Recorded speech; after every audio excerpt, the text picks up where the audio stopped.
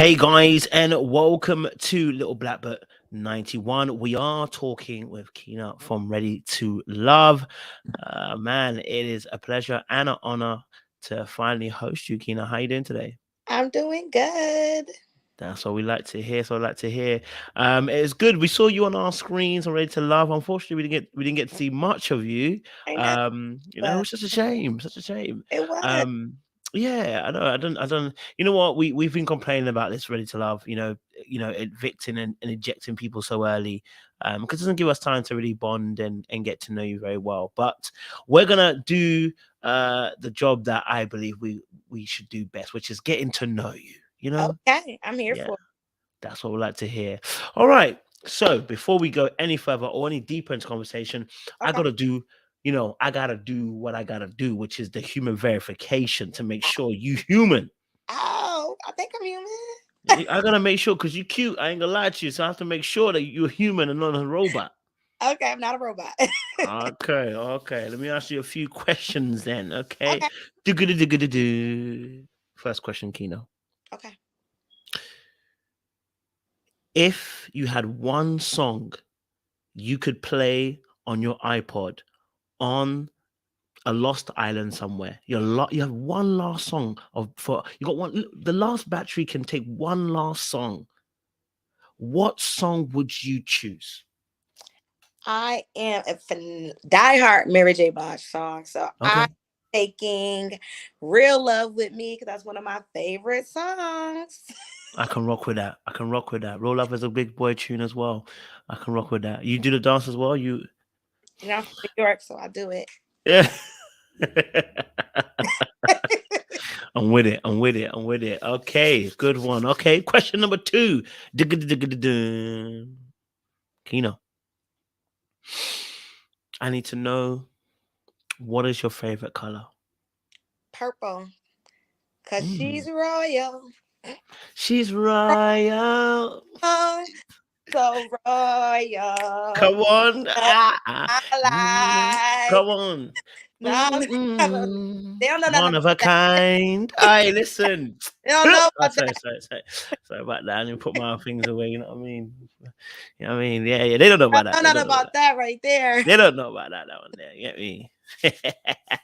Love for that. Okay, okay, okay, okay. I'm hearing you. Okay, okay. Final question. Final Okay. question. To make sure you human. You've done so well so far. Question number three. Cereal or milk in the bowl first? I don't like cereal. And I don't drink milk, so it's gonna be neither for me. You don't drink milk? No, I don't. Lactose intolerant? Just not a milk girl. It just doesn't sit well in my system. I understand. I understand. Do you normally eat? Doesn't matter. Someone else said they ate cereal with orange last night. That's what. Don't worry. Don't worry. No. No. Okay, cool. Just have to make sure. All right, cool. Fantastic. You've passed human verification. I believe you're a human being, especially when you drop the "it's royal." They don't know about that. We know about that. So I'm with you. I'm with you. Big up for that one. All right, cool. Thank you again, Keena, for coming on the show. Really do appreciate that. I really want to get to know you a bit better because, like I said, we didn't get to see you much on Ready to Love. Okay. But I always ask this question: who is Keena? What is Keena's story? Okay, Keena. I'm I'm better known as Cookie. You see that on my Instagram. She is underscore Cookie. I've been Cookie since beginning of time. I am the oldest of Mm, it's three of us. I'm the oldest. I'm originally from New York. Both of my parents are married, still married, loving couple, beautiful. love them to death, super family oriented. I am a mother of one. And I'm a very outgoing, outspoken person. I'm an Aries, so I can be a little fiery and spice at the same time. My birthday's April 1st, so I got my own little holiday, April Fool's Day. Um, and I'm just me. You either love it or hate it or leave it alone. That's my motto.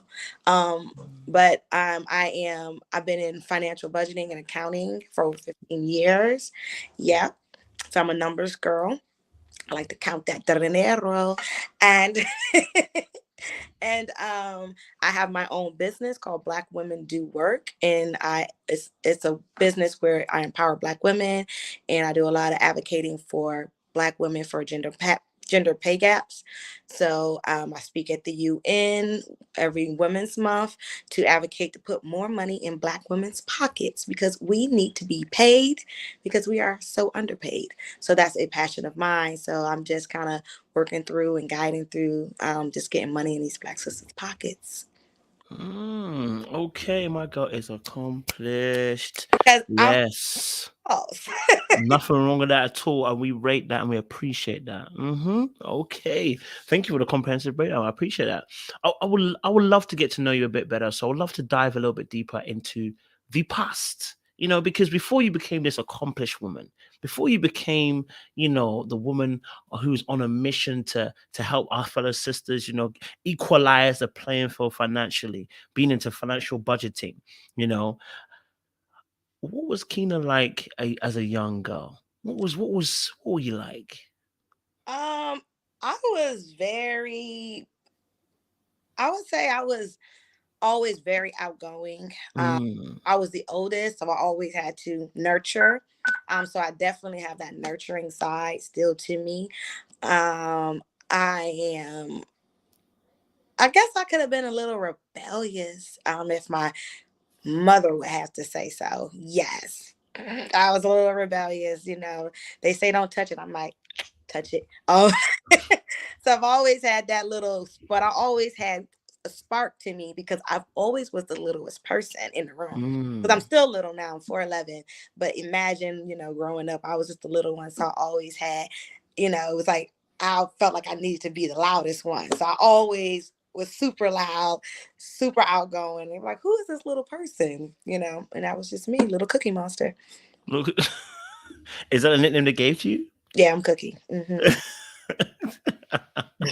Okay, okay. So, we had Tiffany on yesterday. She also mentioned being a bit rebellious. When you say you're being rebellious, what do you mean by that? What I know you said about touching it if they said don't touch it, but what did that encapsulate in terms of behavior wise, being rebellious? I just always wanted to do what I wanted to do. It's still a Mm, I just, I knew right from wrong, but I just always took a chance on maybe let me see it for myself. Let me okay. see what they're talking about. It can't be that bad. So Mm, I've always was the person you take an inch, but I take a mile. So mm, that's why I always used to get myself in trouble with just, going against the grain, living by my own rules. But that really is me. I just live by my own rules. I've always have as a little girl. Just, I don't really care what people say. I speak my mind. Like I mm. always get in trouble for back talking because I just need to get it out. What's the wildest thing you've done that you got in trouble for then? Or maybe you haven't got caught. Maybe you're so good you ain't got caught. Black gloves and black Air Forces. Uh, I don't know. That's a hard one. 'Cause I was a little sneaky. I ain't really, I wasn't Mm, getting caught like that. Maybe okay. like skipping school. Okay. One time, yeah, maybe skipping school. I mean, I wasn't never doing anything like super crazy, but maybe just like skipping school, I would say. What is it like then? So you said obviously, you know, you want to explore it for yourself. What was your kind of thinking behind that? When you explore for yourself, how did that feel? When you're doing what you want to do, how does that feel for you? I felt independent. Like I always wanted to make my own decisions. Mm, I just wanted to feel independent. Like, I am the oldest, so I just wanted to try it out for my siblings. same Oh, here. it's safe to do this. We can do this. Mm. Like I tried it already. Y'all, it's okay. So I always wanted to be the one to just step out there and try it first. And then hopefully, like, okay, mom and dad is gone. We can totally get away with this. Um, so, just take my direction. That's what I was aiming for, just being like the leader, because Mm. sometimes your parents can be a little strict. I So understand. you want to kind of figure it out yourself. I totally understand what you're saying. I feel like we're having a moment here. Yeah, I hear you on that. And you said you're the firstborn. So how many are there of you? Are there siblings? Too. The two. Like I see yourself and someone else? It was three. It's three of us. Oh, It's three. three. Oh, in total. Okay. So who's after you then? I have my brother, and Okay. then I have my younger brother. He is my brother's actually like the oldest though, really. He has an old soul. So Mm. yeah, he definitely believes that he's older than me by far. How many years was between you two then? 5. Okay, so that's quite a big gap. He be trying, but you got I you mean, met. now as he's older, he's like, he's the more level headed out of the siblings. Oh, He's more okay. Oh, the who's not the re- level-headed one then? I'm a little fiery. Little firecracker. He's more level headed and calm and the voice of the family. I love that as well. So obviously, as a young lady, I always like to ask people like, what was your kind of dream then when you were growing up? What was your kind of dream? Was it to be a princess? Was it to be, a sports person or a musician? What was your kind of dream as a young girl? Well, really, my dream was always to be an actress. Come Honest, on now, yes. same. It was very far fetched from what I'm doing now, but my dream was to actually be an actress, and I wanted to go to LA. Come on. I graduated high school, and my parents was like, "Hell no, you're going to college. You're taking the traditional route. You're first generation." Da da da da da da da da. And I was kind of devastated actually. Mm. But I end up taking the traditional route. It was a good choice taking the traditional route, but that was my initial goal out of high school. What I, made you? What made you then obey? Because you're a bit rebellious, like you said. So what made you obey at that point then and not go, "Cha, I'm gonna do it anyway"? honestly, money has always been a motivation I understand. behind everything I do. So my next step then was I got to get out of this house. I hear you. So if I go to LA, I might be broke or something crazy like that. Maybe if I go to college, at least I'll be out the house, living in the dorms, and then I can get out and get a job and then figure out the next step. So I Buy just yourself some time. hmm So why were you trying to get out of the house? I know, like always, as the oldest born, how it can be. Sometimes, you can get stifled. There's a lot of pressure on your neck. I mean it's a lot of pressure when you're a senior and it's like, okay, it's time. What are you gonna do with your life? Mm, I'm talking this whole freelance style. I want to be an actress, da, da, da, da. And they're like, no, you need to, it's almost like books or boots. mm, Uh, mm, like books or you going to the military, some wildness. And so and then that's when the rules started really cranking in, like mm, the curfews, and you want to kind of do what you wanted to do. And it was like, I gotta get out of here. So college was the next step to freedom for me. mm, mm. And was college? Did it live up to your expectations in terms of being freedom? Oh yes, college is probably one of the best years of my life. I absolutely loved my college, HBCUs. I had a great time. I met some of my closest friends in college. Okay, tell us a little about your experience in college. Then, like, why was it so great, as you like to talk about? Well, I went to Maryland Eastern Shore. It's a college here in Maryland, but it's a Cool, it's a small college, so it's kind of like we're all family, love and that. and even so, like I said, my closest best friends, they're from pretty much all over New York, Philadelphia, and DC, and literally I formed just like a sisterhood with some of these young ladies. Mm, And even moving forward, like every year or when we can, we link up, we go to homecoming, and it's kind of like TV, like it's just that whole college HBCU vibe. And I wouldn't have been able to experience that vibe in that culture if I didn't go to that school. mm. So it was you said it was a HBCU, Hey, right? yeah, And the sorry, forgive my ignorance. Was it predominantly black? Then I'm guessing, isn't it? yes. Okay. So obviously, when you go to an institution where, and go to someone like HBCU, where it's predominantly black, you're much more older, and you're growing into your identity. What was the kind of, should I say, things that you were facing at that age group? What was the kind of things that were, because you know when you're young, there's a lot of things that maybe now we don't deal with, but when you're at that age, there's a lot of things you're trying to figure out. Like, take us into your mindset at that time. Um, it was different. It was a bit of a culture shock. Because Okay. like I said, I'm from New York, so it's predominantly all the people there are like from DC Mm, and Baltimore, and then you have like sprinkles of people from Philadelphia and sprinkles of Delaware and New York City and stuff like that. So that culture, that Maryland culture, which I would be considered kind of like a down south thing, mm, was a shock for me. I've mm, never experienced that to that magnitude. Like I know I've experienced a little bit of it before I came to college, but to that magnitude, just different styles, seeing how different people dress and different cliques. Everyone is kind of clicked up. So you have like Maryland people together, up north people together, so just like different cliques and how people intertwine with each other was really shocking. So mm. one of my best friends, she's actually from Jersey, and just her whole swag and how she was, I was like, what is this? you know, but it's you just learn to meet and adapt to how things are, I would say, and how people are. So What was the hardest thing then for you? What was the hardest thing to overcome then in terms of the culture shock for you then? What was the hardest thing to kind of integrate into?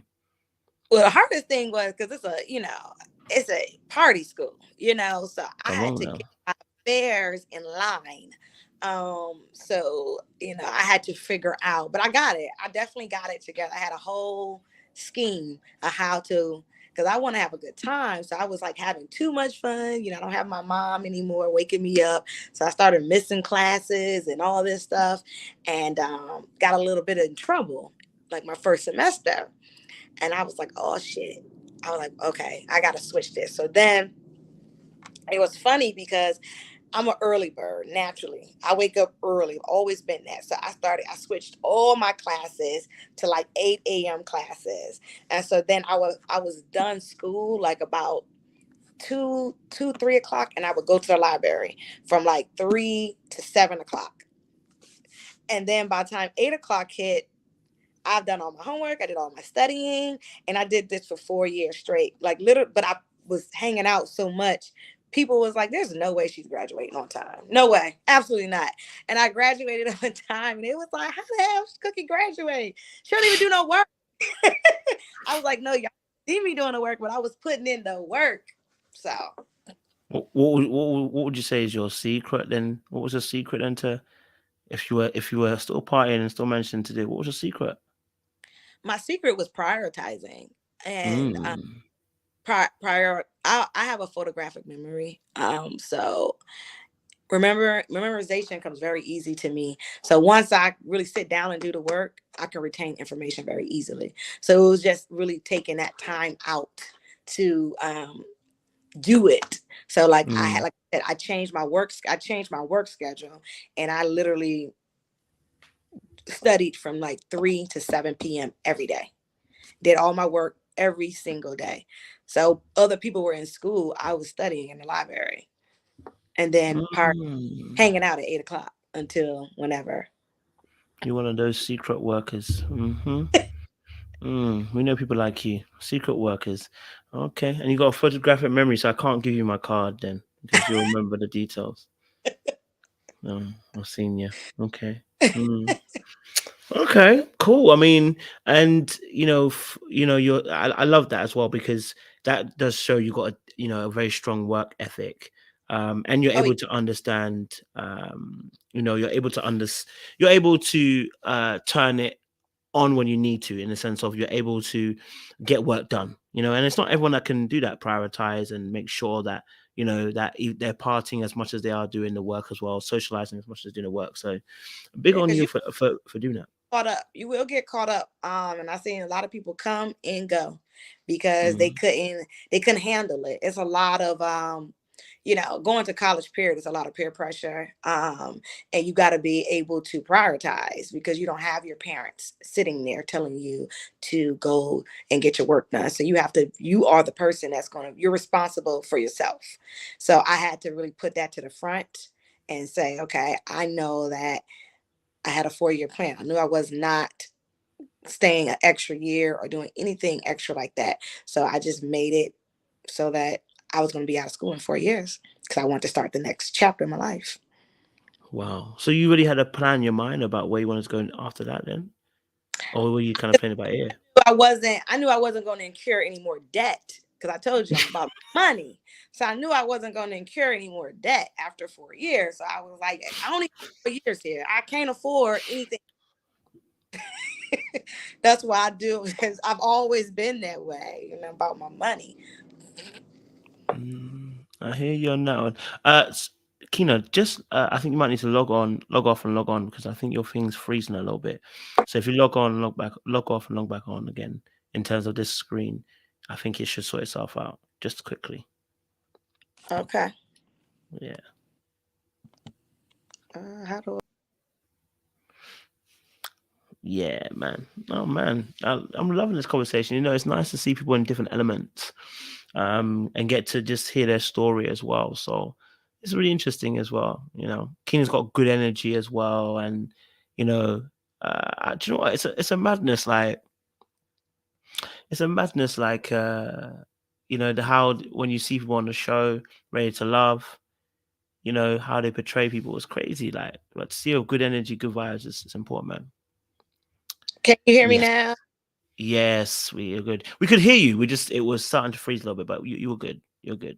You know what I'm saying? But yeah, no. Again, I was even saying to the audience that, you know, it's good to see this side of yourself and get to know you a bit more as well. And you got good energy as well. Love the energy. Yeah, It's a shame we didn't get to in the show. I didn't get a fair shot, honestly. You know, it's a lot, but I'm very happy that I did it. Honestly, I'm happy it happened the way it did because I dodged a lot of bullets. Mm, You know what I'm saying? mm. You know what I'm saying? You missed a lot of bullets. You know what? I know I should leave that to later, but I'm feeling a little bit ticklish. You mean what kind of bullets were you dodging, though, kids? I mean, I'm saying, like, you know, I didn't have to endure all the love and hip hop shit. You know, Mm. it's a lot of that. I didn't have to deal with that, and I'm glad I didn't have to because I told you I'm a little fiery. So Mm. I'm glad they you know told me to exit first, then in the middle or end or something like that. So Okay, well, I hear you on that. I hear you on that. So talk to us a little bit. What was your relationship like with your parents then when you were growing up then? like I said, I got a big family. My parents, we're very tight knitted. Like I said, we are a tight knitted family. We're very close. My mom, her aunt, my aunts. I mean, everybody's literally in everybody's business. It's like one of those type of families. Like it take 2 minutes for everybody to know what the hell you did yesterday. So I come from one of those type of families. They're in your business 24/7. So nothing is a secret. Nothing is a secret. What's that like when nothing's a secret though? Sometimes it's funny when you hear everyone else's stuff, but then when your shit hit the frustrate you like, oh, it's my turn now. Okay, you know, because everyone's talking about it like, oh, I heard what you did. Mm-hmm. And, you know, you'll get calls from everybody. When you know some shit happened, like that phone just keeps ringing, ring, ring, ring, ring all night. That means something that went down in the village. Oh Lord. Oh Lord. I okay. Who would you say you take the most traits from, mum or dad? Definitely mother. Oh, okay. Yeah. Why'd you say that? My mom is she's like me. She's off the chain. She's fiery. She's like she's very well rounded. My mother does everything. It's nothing that lady can't. Like she never seems to surprise me. And you know, she's great. She's just a great time. Very fun, energetic. She like, you know, my mother riding in the car, my mother is like I have to warn people like you know, about to ride in the car. My mom, like, she blasts music, like hip hop rap music. So just relax. And they be like, yo, I ain't never seen no shit like that. Like literally she'll have her stereo on 40, like the maximum, blasting it, and it'd be like Tupac or Biggie. Like She about that life. We like it. She about that life. Nothing wrong with that at all. Nothing wrong with that at all. I love that. And what would you say? What traits do you take from your dad? Then, what traits would you say you take from your dad? um sometimes I could, you know, my dad's very opposite. He's very relaxed, chill. He don't really say too much. He just sit and observe. That makes Um, sense. and sometimes I could be I have that observant trait. I get that from my dad. Like, Mm, I might peep it and I might not say it until I need to say it. what you be observing? I mean, it's, hey, we live in the United States over here. It's so much to observe. Mm. True that. True that. Okay. All right. So then, okay. So you obviously, like I said, went to a HBCU. Good relationship with your parents, both your parents together, as well, and you got, you know, siblings. You're the first and oldest as well. So you've tested the world a little bit. So then you start testing the world. Beautiful girl you are as well. Beautiful woman, I should say, even as well. And then you start getting into the dating world. Mhm. Talk to us a little bit about your experience dating. What's it been like? Hmm? Um, Not that great. I would say that. Okay. I was in a relationship for a very long time. So I was in a relationship with my child's father for I met him at 19. I was 19 or Wow. 20. Okay. Yeah. And so yeah, so we were together for about 17 years. So Wow. literally I just jumped out of a relationship literally right before the show. Oh, is that the relationship with him? That was the Yeah, one that you came out. yes. Wow, 17 years. Yeah. Oh man, sorry to hear that because that's a long time. You know. That was a long time, but you know, we're you know, he was my best friend. We're like great Mm. friends. You know, we're just really good friends. So it was okay. It was okay. But you know, I thought like, oh, what's the time now to try to, you know, date someone in DC? Because I just literally had moved from New York. Okay. So like fresh into DC, straight out of New York City. So just trying to see, you know, how things gonna be and Man. ready to love, you know. Wow. So 17 years, you come out of it. Talk to me a little bit about how you recover because that's a long time. Like, I can't even talk about my 2, 3 years I was in. 17 years is a long time. So, like, how did you recover? How were you recovering from that situation? I mean, it's not like I was like, you know, I guess, like I said, when I got, literally, I moved here and applied for the show, got the show. So I have been like, I'm just now kind of like dealing with everything because now the show, you know, I didn't really like process it. Mm, Things just moved very fast, honestly. Um, you know, so I'm still guess in recovery mode a little bit, but I think I am ready to love though, and open up myself. I do think so, but I mm, guess, you know, it's day by day. You know, it's nothing that's gonna happen overnight because, you know, that's a long time to have spent with someone. But the great thing about that is like we are really good friends. It wasn't like mm, a sour patch like moment, like I I left him. He ain't, no, it wasn't like that. It was just a great, like, we are really good friends. And really it was more of a like, I need to get out of New York City because people are dying because of the pandemic. mm, What what are you gonna do? You know, like we've been in this situation for a very long time and it's time to make some boss moves. So it was more, mm. I really wanted to get out of New York City, and he didn't really want to. And it was just like a choice that needed to be made because we were living in Manhattan at the time, and it was a little dangerous in 2020. Mm. 2020, like New York City got hit really bad when Yeah. COVID first. So it was like at that time, I didn't really know like what was happening.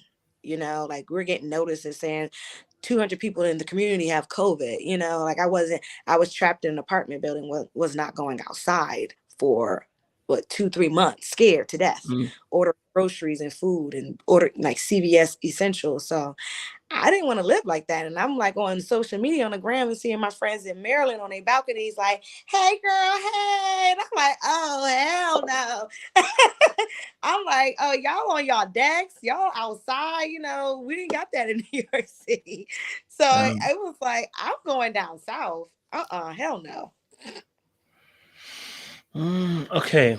So wow. I'm gonna ask some tough questions then. But it was hard. Okay. It wasn't easy. It was hard. I can And imagine. it was just a decision that I felt that I just needed some change. Long time to be in the same spot. I would say that's the easiest way. Long time to be in the same spot in a crisis. Now we're in a crisis, and now we're in the same. So it's time. Okay. Okay. So I'm gonna ask some tough questions. You can plead the fifth and not say I understand, but I'm gonna ask some tough questions. My first question that came to mind was 17 years is a very long time. Mm-hmm. Why? I'm assuming, by the way, why was marriage? Wait, do you want to get? I'm assuming again. Do you want to get married? Oh yes, I'm very traditional. Okay. As outgoing and as loud as I am, I'm a very traditional woman. I do believe in the traditional way. Okay. Mhm. I like that. So then my next question will be, why wasn't marriage pursued, or why didn't marriage come about, I should say? That's one of the healing things that I'm still figuring out, because we live like married people. I would say we definitely lived a great life together. So it's just, I don't know. That was like a question, why and when, and you just the why and when keeps going year after year. Why, when, why, year, why, when, and then you say, hey, shit, Before you you know know. it, 17 years. Yeah. But I So definitely wanted to different get to get married. be married, but it was just a lot of different things that I guess, transition. Like it was just a lot of transitioning in and out of that relationship. What factors do you feel hampered you from kind of squeezing harder to get married, or the ultimate? Because like if someone's like, if you're on marriage and other person's not on marriage, then it gets that sticky point, isn't it, where it's like, well, I want to get married, you know, and I want to, that's what I'm looking for, and the person Mm. says maybe not now, not now, not now. At what factors were playing for you that didn't allow you to maybe push maybe harder for it? Because obviously it would have got to A a lot point if, yeah, go for it, yeah. of that we face were family. Like I said, my family isn't my business 24/7. And sometimes that can definitely be a problem. It can be problematic when everyone is forming their opinions. So like I said, I started my relationship very, very young with Yeah, him. yeah. And he's a little older than me. So of course, as a younger woman, having a daughter and his baby, and that's the first mistake. Oh, y'all have a baby, y'all not married, y'all need to get married, like now, now it's like, so every time you come around, it's what's going, what, and they're not the type of people that's going to just ask you. They're going, so what are you doing? Like they, they in the mix of it. So that was a big issue. I would say in the strain, because like I'm so close with my family. Yeah. Um, that was one of the issues that we really struggled with, the Mm. family dynamic, like setting boundaries. I Okay. struggled. I struggled setting boundaries That's real. with them. So that was one of the major things, I would say. Mm. That's quite interesting. That was an issue because obviously you said you're quite a bit of an independent, rebellious kind of individual person. So it's kind of, I won't say weird, but almost in the sense of unique. I would have never thought that would have been maybe one of your issues in terms of trying to set boundaries. Why was that such an Well, issue then in terms of setting it's boundaries then? different when you have like it's different. I mean, like, yes, I am very I could be very rebellious as a child, but as an adult, I was very what's the word? Maybe I was kind of submissive early on. Okay. I was Mm. kind of very submissive early on. If I would have continued on that road, I probably would have definitely been married, I would say. Mm. I would have probably definitely been married. What Yeah. does that mean? I would have definitely been married. Means what it means. I mean, it's clear, right? If I would have Mm. been continued to be submissive, I would have probably been married. Oh no, the reason why I asked that is because I think I didn't clock it. So if you would that have been to the same person, or you mean in just in general, like you would have Oh, to had? the same person. Oh, to the same Okay, person. okay, The okay. same. If I would have, you know, I think one of the biggest things was I changed. So Oh, okay. you're young woman. You start off a certain way. You meet a man, you meet this guy, and you're this traditional way. Like I said, I'm very traditional. I Yeah. grew up watching how a woman is supposed to. I mean, I watched my grandmother how she caters to my grandfather. I watched my mother how she caters to my father. Father. I watched my Yeah. aunt. So that's how I thought it should be, even if I wasn't married or not married. So I was doing things as if I was, I guess, Married. married, say, Mm. because that's what I thought it looked like. Because that was my first time really cohabitating and, living with anyone. So I was just like doing what I saw, Mm. and we were in a good space and he loved it. But then when you're getting a lot of pushback from your elders, like, well, you're not Mm. married. You're not married. You shouldn't do this as a married woman. And then you're young and you listen to all that type of stuff. And, it plays a role. So I think, Mm. I mean, we talk about this all the time. Like, it definitely was an issue in our relationship. The growth or the parents? Both, the Mm. growth. So me wanting to, you know, I guess say, well, I'm not married, so I shouldn't be doing this. Like, why am I doing this? Like, well, you think like, damn, you've been doing it. I'm not gonna do it anymore because I'm not married. That type stuff. So I would say, Okay. I'm hearing you. I want you to correct what I'm about to say. So I want you to correct it. So I'm gonna say it black and white so you can correct it for me. So what I heard, so you can correct, I want you to correct me. So what I heard was got to a point where Keena is growing. She's no longer that 19-year-old girl, the young girl. I'd like to even say maybe that naive young girl anymore. You've grown and got experience in the world now. And as you have gained that experience, you're starting to see things completely differently. As you do, you're trying to put up certain boundaries within the relationship, right? That you may have never put up beforehand, and then you're meeting resistance from your partner. Again, I want to put this axe quote, which is not saying your partner's a bad person. That's not what we're saying, because I know sometimes that will happen. Not saying he's a bad person, but he had it a way and he didn't want to change that way.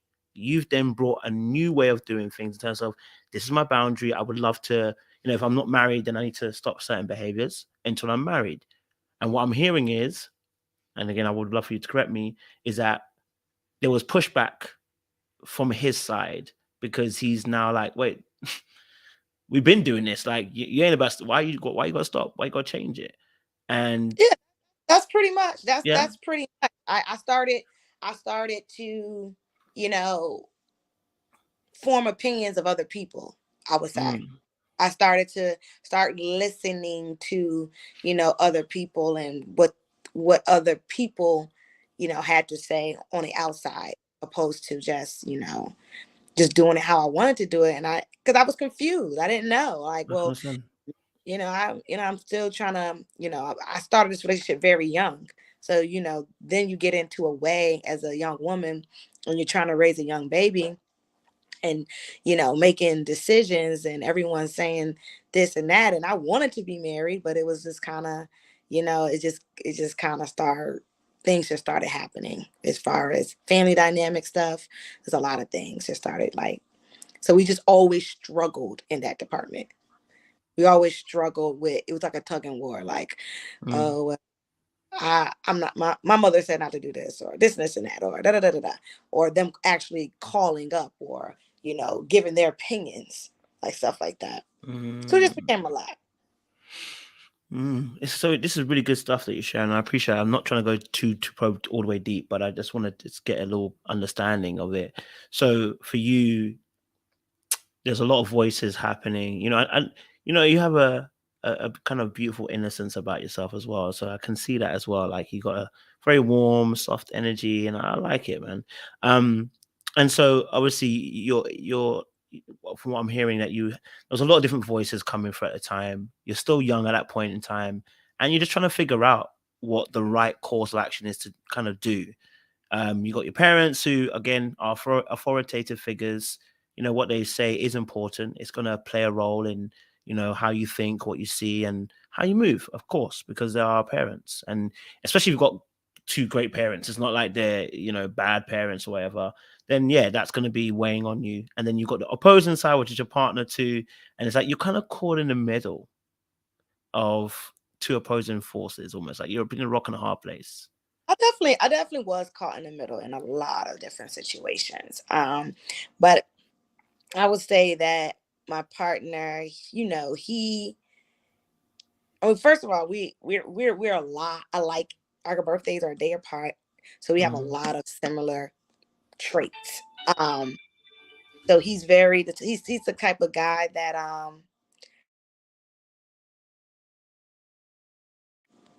sorry about that. That wasn't you. That was Did I me. Sorry, my pause? phone.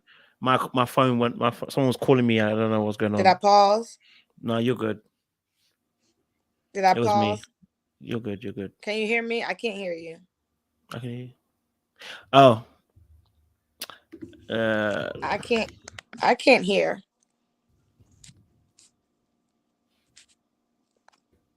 if you log off and log back on, it'll come back on. Yeah. Sorry, I knew it was gonna go off. Sorry about that, guys. Someone tried to call me at this hour. I'll be getting these late night calls. Listen, I'm praying. Okay, guys. Here you go. Can you right? Can you hear me now? Yep. Fantastic. Sorry. Sometimes that happens when someone calls you. Then, um, sometimes the sound goes a little bit. So you're good. Um, But yeah, sorry, you were saying. Apologies, you were interrupted. Yeah, I just, like I said, he was honestly the love of my life. Mm, Um, we share some great times together. He's like family to me at this point. I don't regret anything. I don't regret our relationship because we were able to come out of it and still have like a strong family bond. Like for our daughter, some people come out of relationships and can't stand each other, but that's not the case. Like, you know, I told him about the show. He thought it was freaking hilarious. We talked about it. He, wanted to see, how I felt, like what was my process in doing the show. We talked to my daughter about it. So he was very supportive, and he's always really been supportive in everything that I have going on. So, that's just how this cookie crumbled with that situation. So mm. But wait, okay, so it's not making you sense, started Keena. though. Keena, Oh, we is it's not, not this. Oh Keena, my this is not making God. sense. This is not making sense, Keena. What? Okay, What? I need to. Okay. What is the reason I why this gave did you not work? everything. What you say? Why? Okay, it sounds like you don't have a great relationship, which can happen after relations. I understand that. Okay, just because I want to make it very clear, why did it not work then? Because you wanted marriage. Okay, cool. Let's say he's kind of delaying it. Okay, cool. You said pandemic happened, but what is the I reason mean, why? Because it sounds like you're at a good place. when we're in a great place, but when you've been with someone for 17 years, you either know or you don't know. So I was at a crossroad. As a woman, I was just at a crossroad where I'm not doing, like, we're clearly we're not getting married. Okay. Okay. Like, I'm about to turn, and I was at that in the 30s row. So we done did all the 20s. Now we done did all the in 40s. About to hit my 40s. So it's like, either we're going to do it or we're not. And if we're not going to do it, I'm going to try something else. And that's really what it just kind of boiled down to. Like, I really need to see, like, maybe I'm missing out on my king, somewhere else. So I need to see what else is out there for me, because, I could have said, he wasn't pushing me to leave. He wasn't saying, oh, like, you need to leave or this is not working. I could have just sat there and been like I call it, the glorified baby mother for, another 5-10 years. But I didn't want to do that anymore. As a woman, I just didn't want to do it anymore. It was, Humor me. Humor me. I get what you're saying. So I want you to humor me. I believe in marriage too. So by the way, I'm not about that life. Okay, but the relationship's going well, right? Relationship's going. You're saying the relationship's going well. Bumps. We had. Of course, normal relationship stuff. Nothing that was going to make you quit, though. No. No. Okay, so it was going good. Okay, it was going decent, fairly decent. Okay, and then I'm guessing pandemic hits, and then you're kind of like, then kind of now the question really is making sense. Like, okay, we're not getting married. I mean, because we're stuck in a Manhattan apartment. Yeah. Just for 3 months, not going outside. To me, I'm thinking, we're cooking. Everything is like, we've never, like, you don't, you're in the city, so you don't even sit still.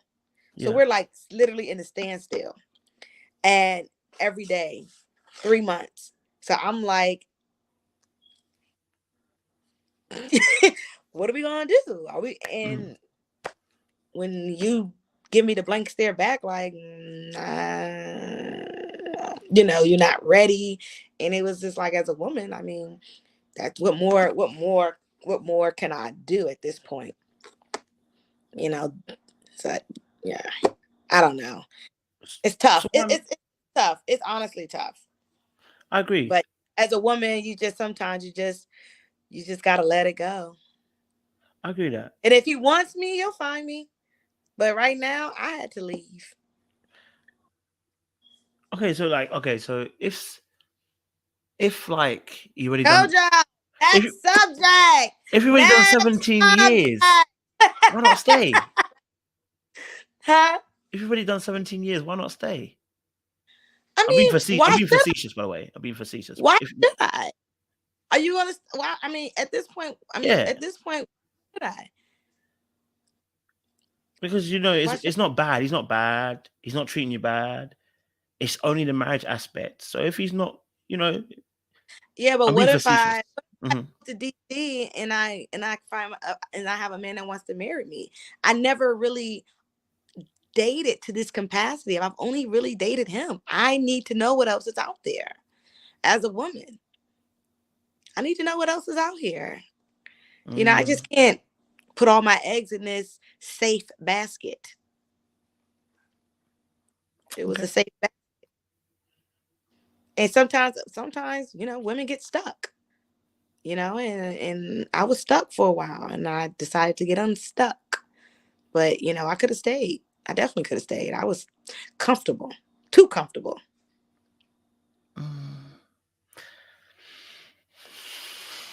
Okay. I'll leave it there. Set my drink.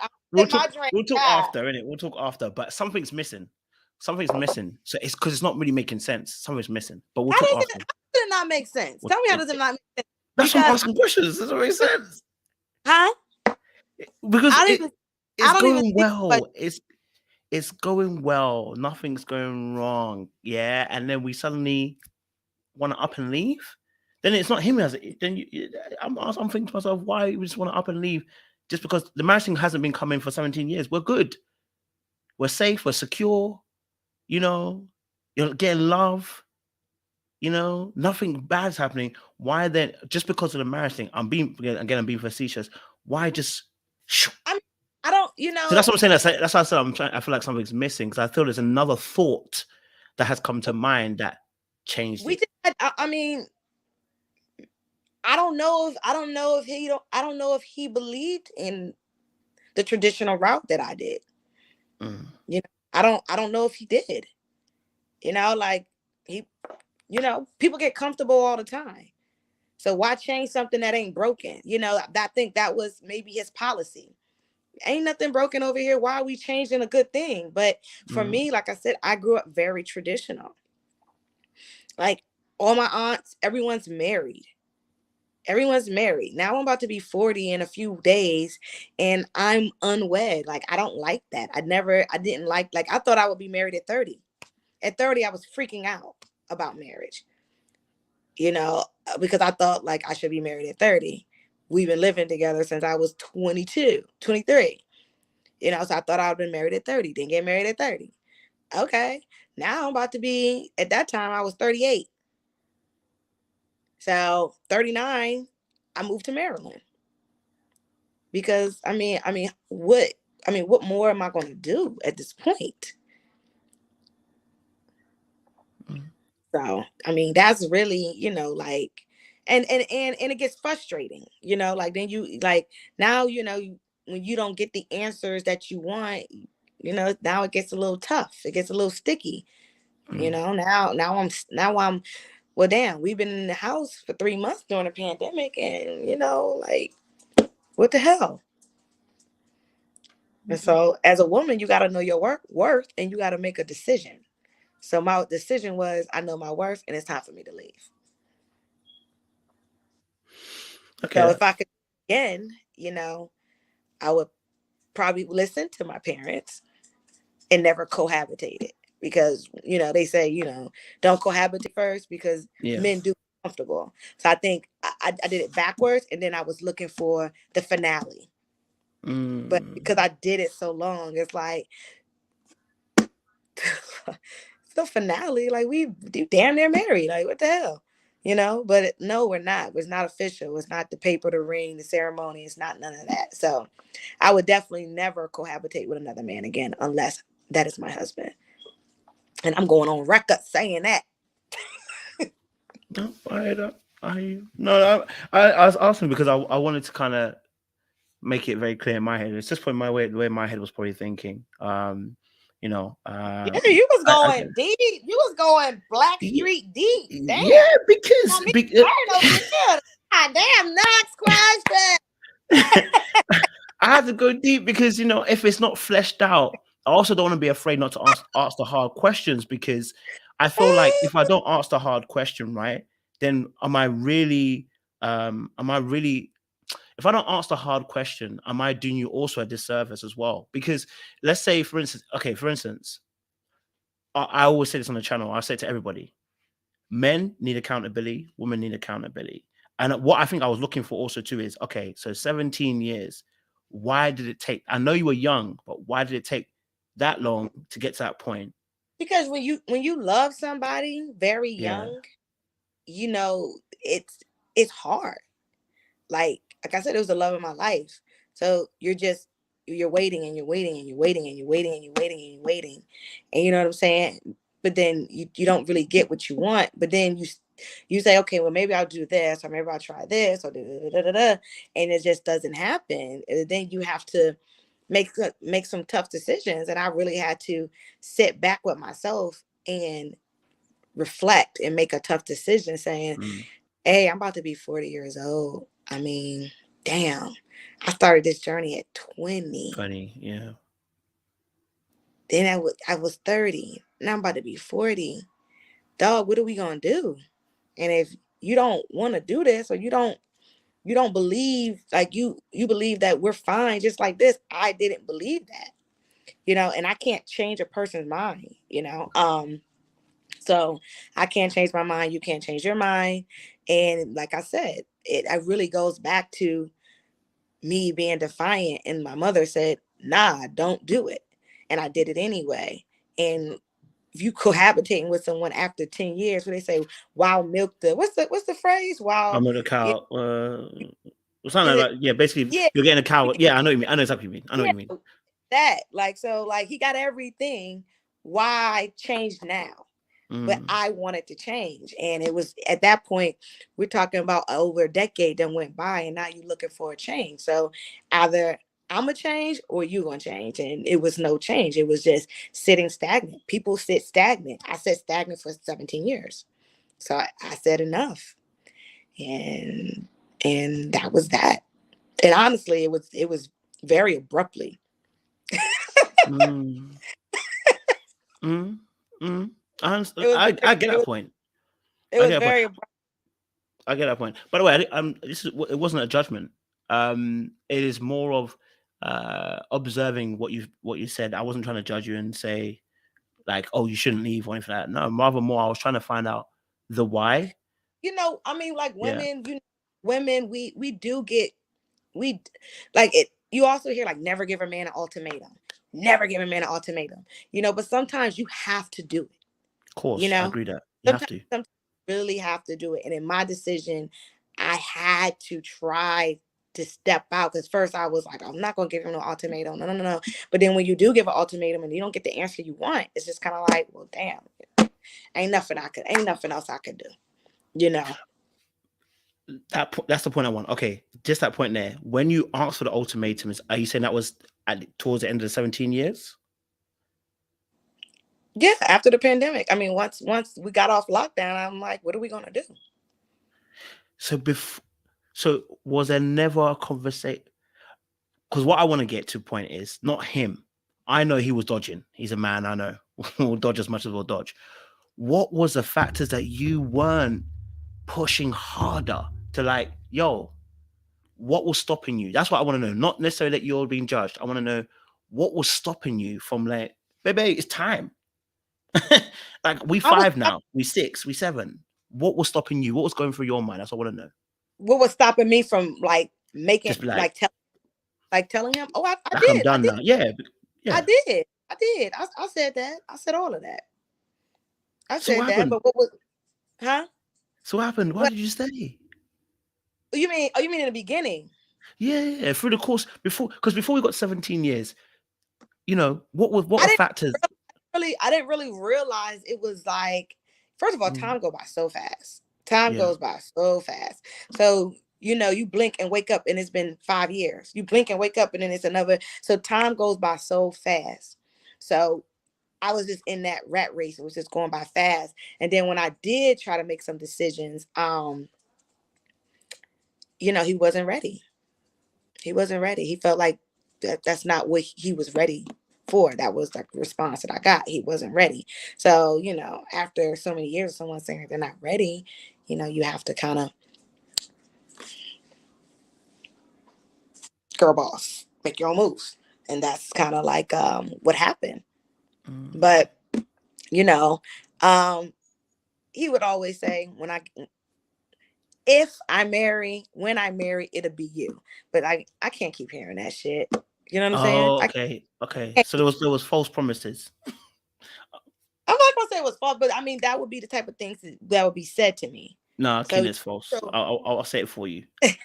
So when you holding on to those type of things, it's kind of like, I mean, I think your problem here is you're too nice. You might be a bit of a people pleaser. I'll just be honest with you. I'm just gonna say it straight. No, he would always say, I am the nicest. That's why he said we lasted so long, because I am a cupcake. I'm the nicest person in the world. I get it. Because I think for me, I'm the sweetheart.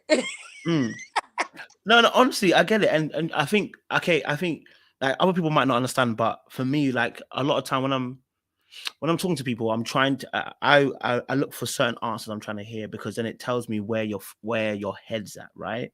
For instance, like this situation, that's what I was saying. I think you might be a bit of a people pleaser, because if the guy keeps saying, you just did something really interesting. I said you said he kept on saying, you, if I was going to marry, it would be you, and then you kind of glossed it up by saying, no. I said it's a false promise. You said no.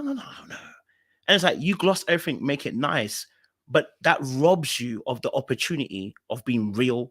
It's a false promise. Because if I It keep does. telling you for It does. 10 years, Well, let me say this. I'm not regretful for I get you. any. I'm not regretful for any of it, because now, as me sitting where I'm at now in DC, like I'm not dealing with nobody stuff. Like my next man got, like, he has to come so correct, because I've done it. Like, I mean, I'm so like I tell my girlfriends, like, I've learned so much through that relationship of Love that. how I'm going to move forward. Like, that's why I say I would never live with another man again. Like, we would date and we would only live together if that's my husband. I don't give a fuck what you say. Like, oh, we need to live together before we get married. I'm not gonna be that girl. It's never gonna happen again. You know? I'm probably never wash another man's pair of drawers. You know, honestly. It's like unless you're my husband. Like, I'm just not doing a lot of stuff anymore. And it could kind of be taking the wrong way, but I just felt like I did so much so early on, where now I just want, like, I want, a man to show me that he is ready for me. Mm.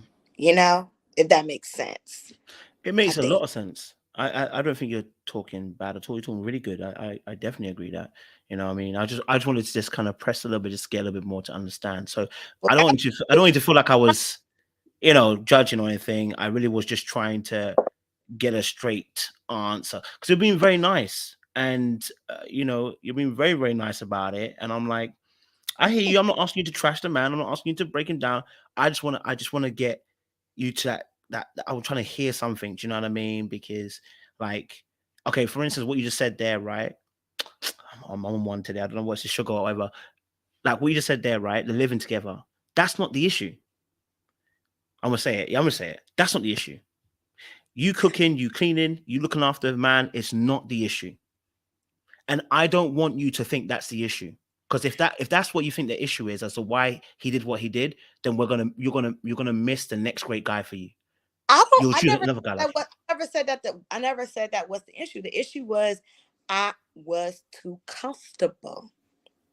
I Okay. allow comfortability to set in to a point where, why would you want to change this now?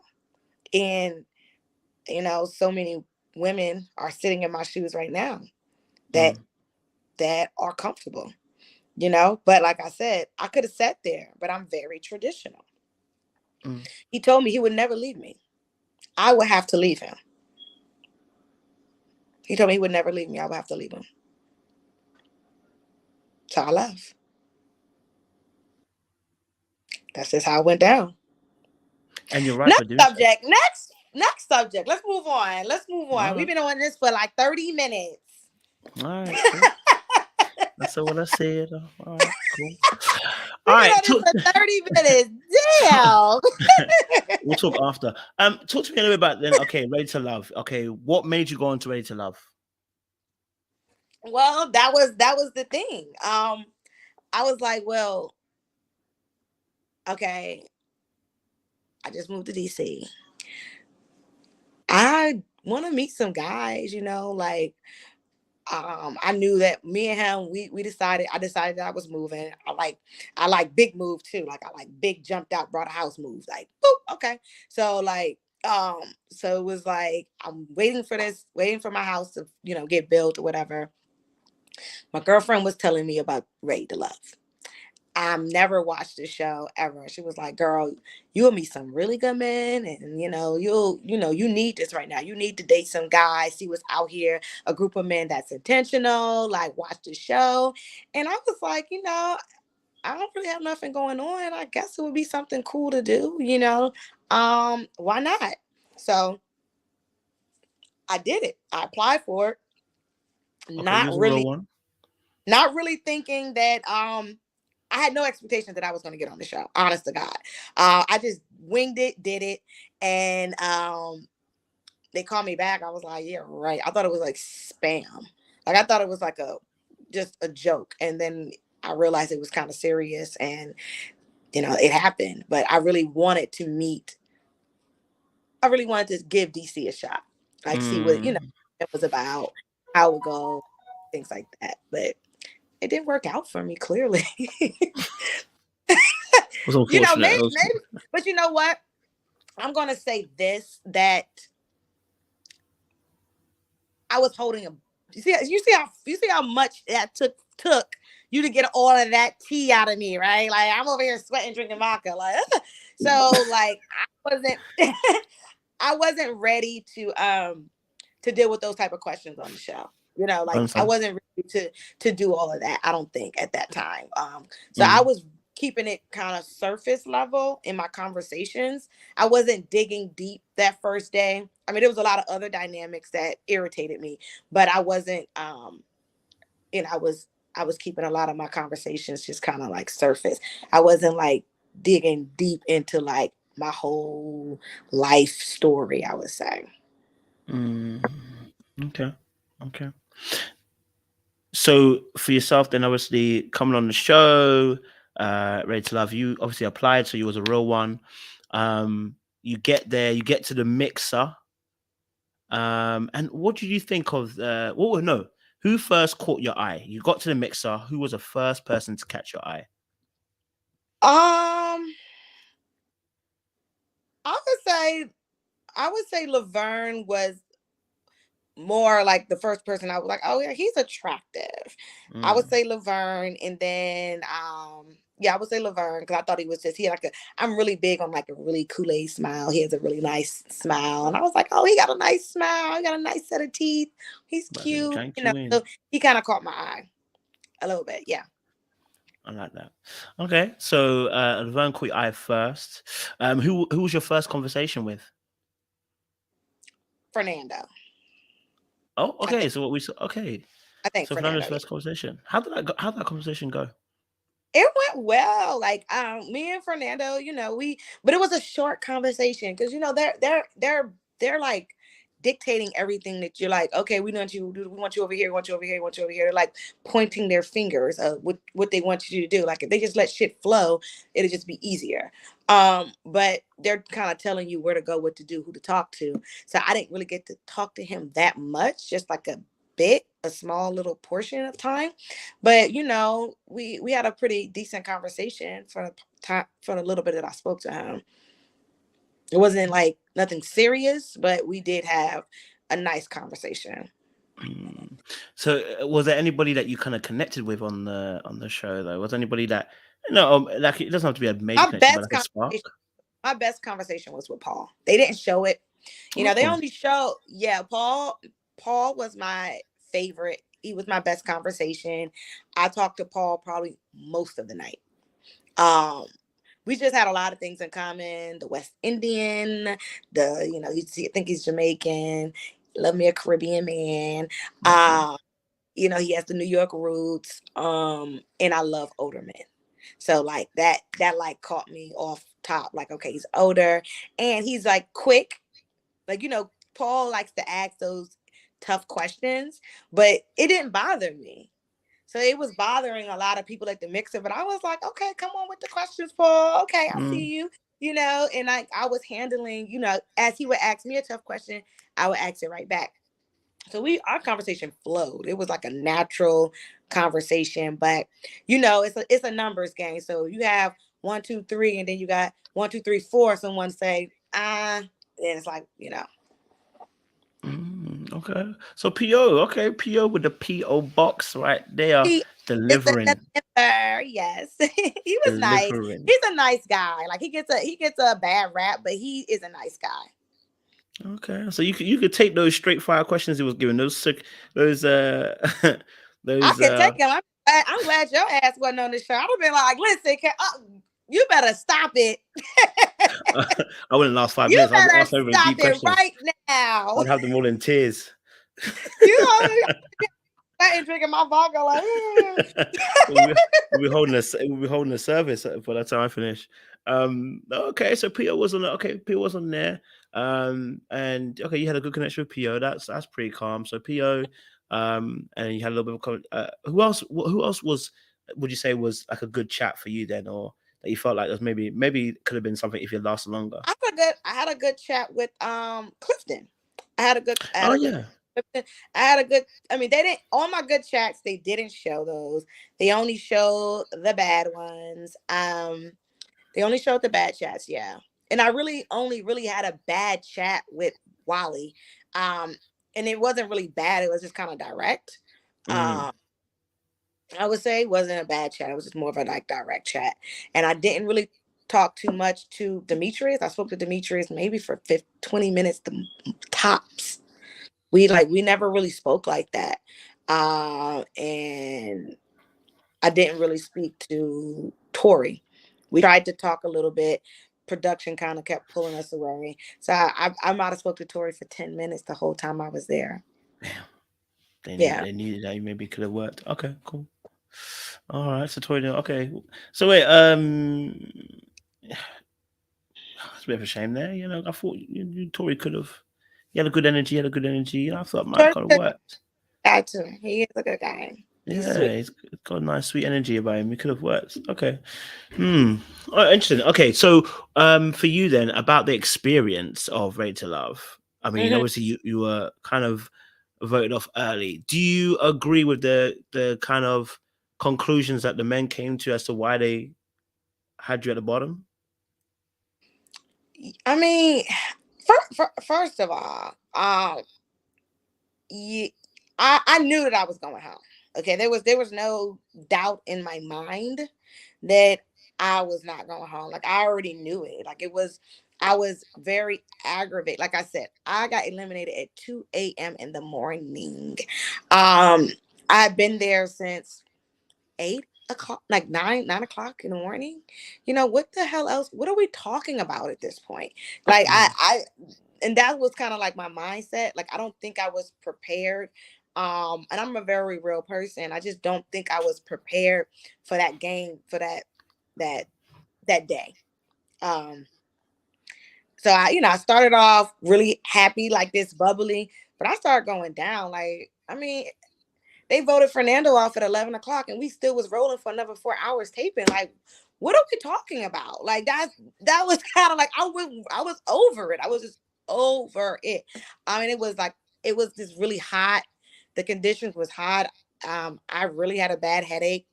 And, I just was kind of just over the process at that point. So like they did a lot of me filming of me being over the process. Like,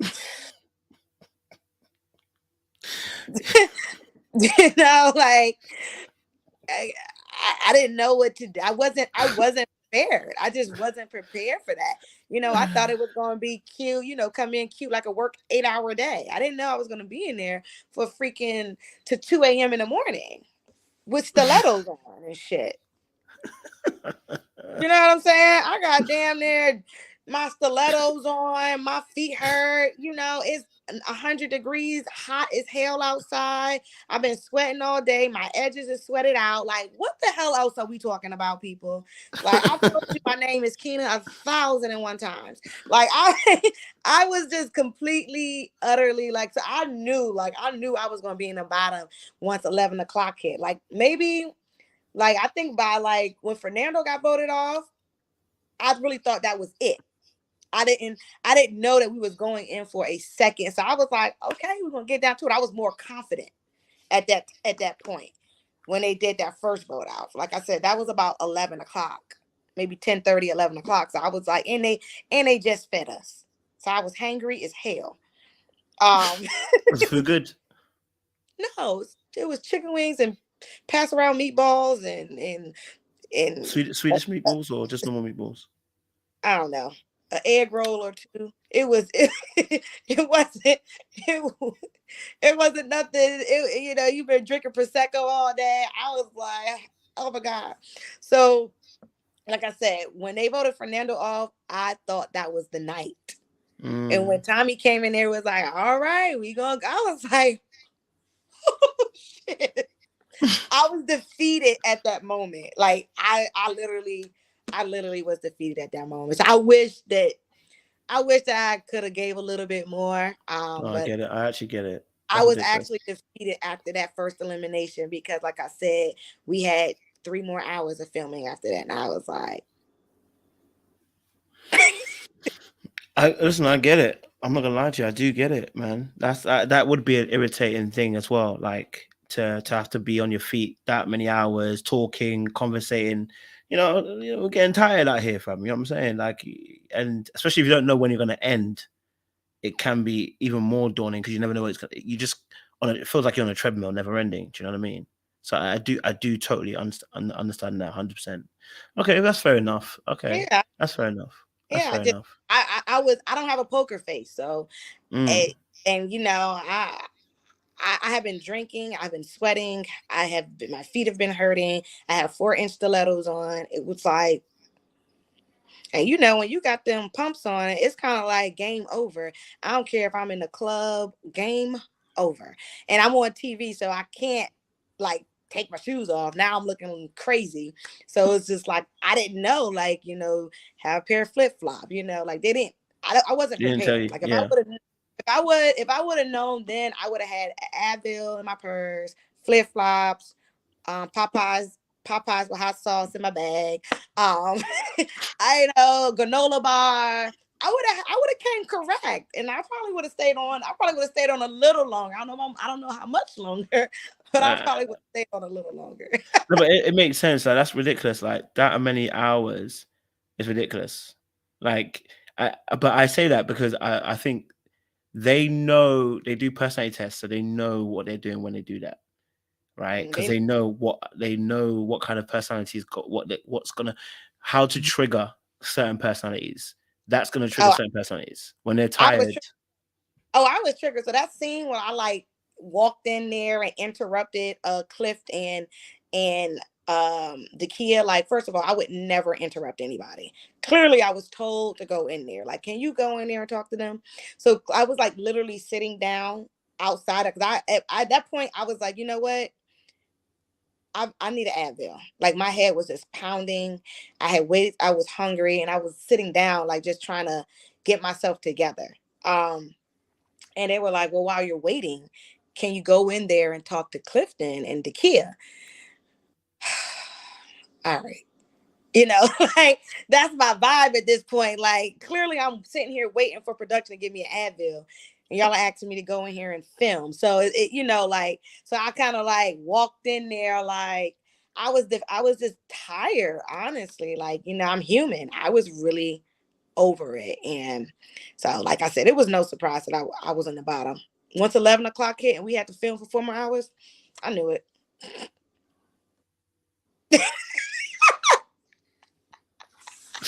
I feel you. I actually feel you.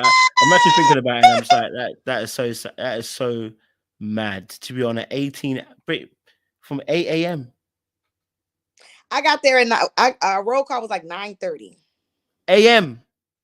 Yeah, a.m. Yes, my ass drove out of my car at 2 o'clock a.m.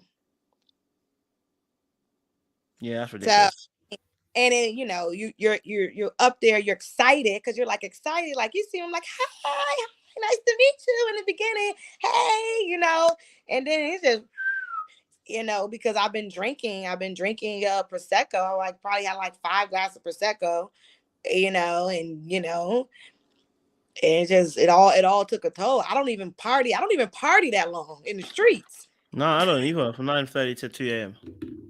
I don't even party that long in the streets. Like I'm like, I'll go home, So it's a lot. Were there medics on site? I ain't see any. No, I don't think. I'm looking at you, ready to love. I'll be sending an email to you guys. Because as black people, we have to help each other. There might have been. I just didn't see it. Okay, but I don't know. That's if you're from 9:30 to 2 a.m. is ridiculously long. There has to be visible people who are part of the medic team. Because if one of you fainted, That's a lawsuit. Well, I'm sure they probably did have somebody. We That's just right. didn't. I just didn't see him. But like I said, Don't worry, you'd have to say it. I'll say it. If there isn't any medics on there, guys, we know we have to fix up. We can't be black about everything, man. God damn. I don't know if there isn't. I didn't see any. I'm just gonna say that. And if it was, someone should have gave me a damn heads up. Yeah, they should have.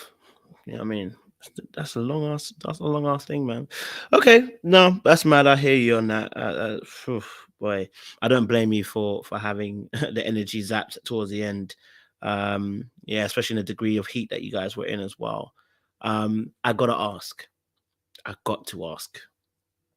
The dress. I love my dress. This is the thing. I am. Keena? I am. You know what? This is the thing. First of all, honestly, I think that people had a lot of shit to say about the dress, right? But I didn't think I looked bad. I didn't think I looked bad when I walked out the house in a dress. Me personally, I you hear know what you. I'm saying? It just didn't. Some things just don't look good on TV. But I would wear that dress again because like clearly you go on my Instagram or whatever.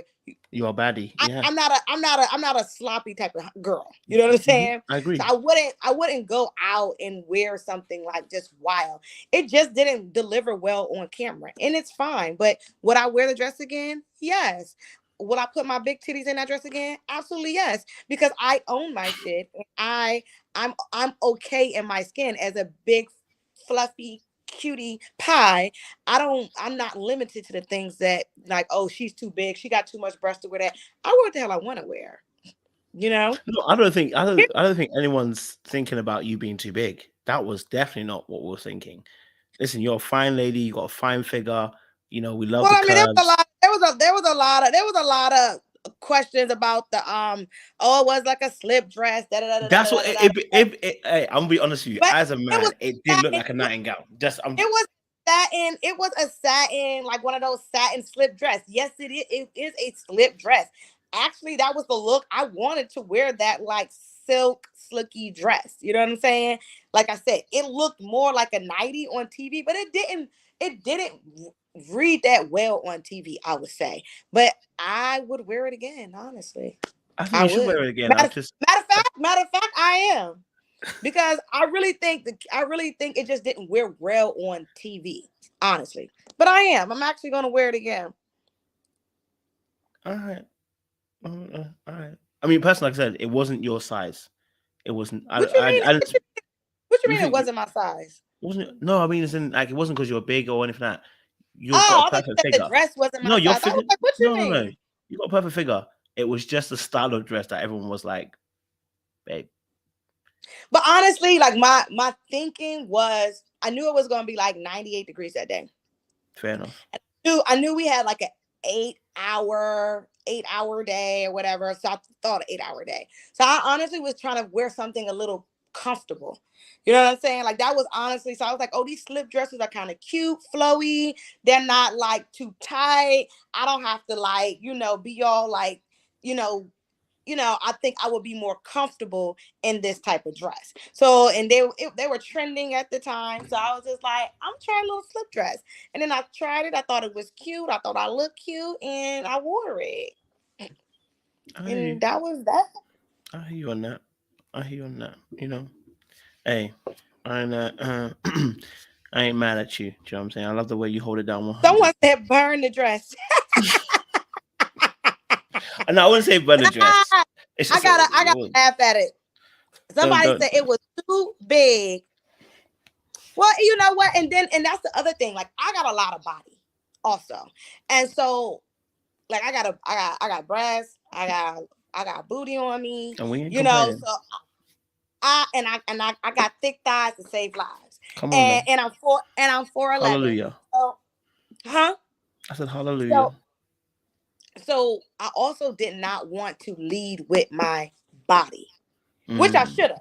Because I got some hitters that I should have actually led with it because I guess like that is, men are looking at the eyes. So I actually should have led with like, body, like something that something that exemplified my body a little better and my curves. But I'm always like, damn, she got a big ass, or damn, she got, damn, So I just was like, I want to just tone it down a little bit. And I guess maybe that might have been a wrong play. That might That's have been fair a enough. wrong play. I probably should have turned it up, but I was trying to tone it down so I wouldn't have to leave with like everything I got, I guess.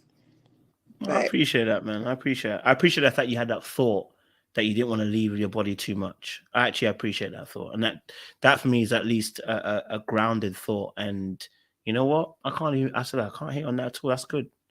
That's good. I appreciate that. It's lessons we learn. Yeah, As like, as for me, I'm gonna leave my body. So okay, I'm wherever I go. I see you be out there. You gotta do that. But I should have probably wore something a little bit more tight fitting. But literally, like, I didn't want that to be like the damn, she got a big ass. Ooh, like I'm trying, like I didn't want that to be the subject of the subject of the matter. I wanted, someone to kind of be like, yeah, she's cute, dope personality. Cause I mean, I ain't, I know I'm, decent, you know what I'm saying? But if I would have came out there like boom, bada bing, I just didn't, but I should have because I just should have. And, even when like, production approves they're like, oh, we need to see your dress. So they were like, that looks nice, So I was like, okay, I'm not trying to, cause I had three options actually. I had one that was a little, I had one that was a little bit more fitting. And they were like, go with the black. They played you. They played you. I went with the black.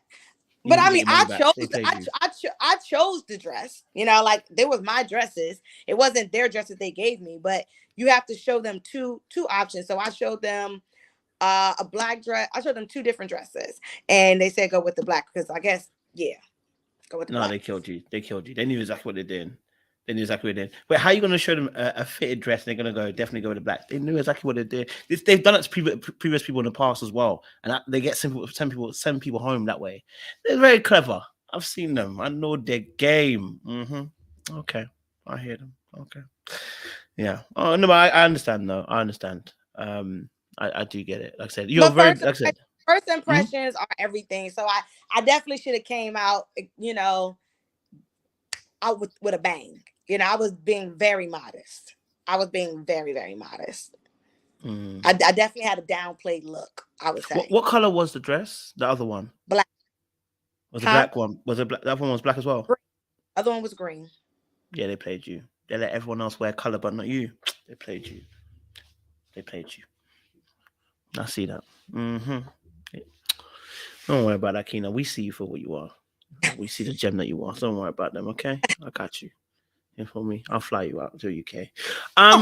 But shh, don't tell anyone. But no. I mean, like I said, I totally understand. For you, then, what did you learn about the process? Coming towards the end of this interview, what did you learn about the process? I say process. What did you learn from the process? Sorry. That my husband wasn't there. Point blank. Period. Point blank, period. And so God got me up out of there real quick. He said, oh no, we're not going to let you do this, boo-boo. Well, because I'm not playing the game of love. I don't even have the temperament to play the game of love. So that's the game of love. And I'm not going to play it. Sometimes you play the game of love and people get relationships out of it. But my husband wasn't there. I have a discerning spirit. I knew at 11 o'clock that no, he wasn't there for me. And this can be the end of the road. Because I didn't want to play this game of love.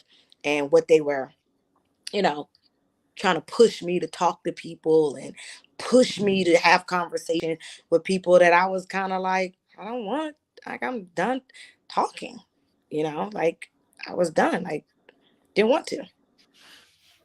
I get that. I totally understand that. Appreciate it.